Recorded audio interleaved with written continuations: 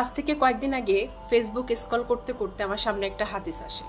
হাদিসটা এমন ছিল যে পৃথিবীর বুকে ভাই বোন যখন কথা বলে তখন উপরওয়ালা ফেরেশতাকে বলে যে সময়কে থামিয়ে দাও। তো তখন আসলে এটার কোনো মর্মার্থ আমি বুঝতে পারিনি।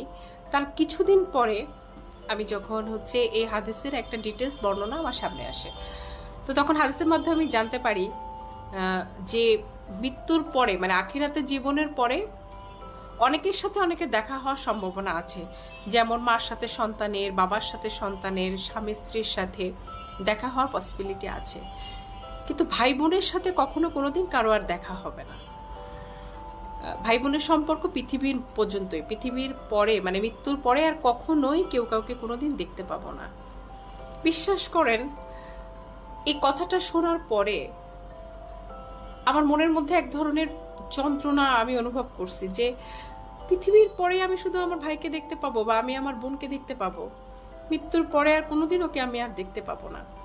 তো এই ক্ষণস্থায়ী জীবনে আমরা অনেকে সম্পত্তির কারণে কিংবা আনুষাঙ্গিক অন্যান্য কারণে আমরা ভাই বোনের সাথে কেউ কারো মুখ দেখি না বা আমাদের সাথে কোনো কথা হয় না, টোটালি কোনো সম্পর্ক নেই, এবং এইভাবে সম্পর্কটা অনেক দিন কন্টিনিউ করে যাচ্ছে।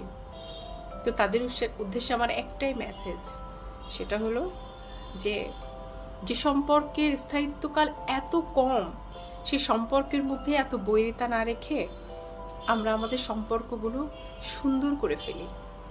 আমি যতবার আমার ভাইকে দেখি আমি ততবার মনে হয় কি যে আমি ওকে শেষবার দেখছি। এটা আমার উপলব্ধি।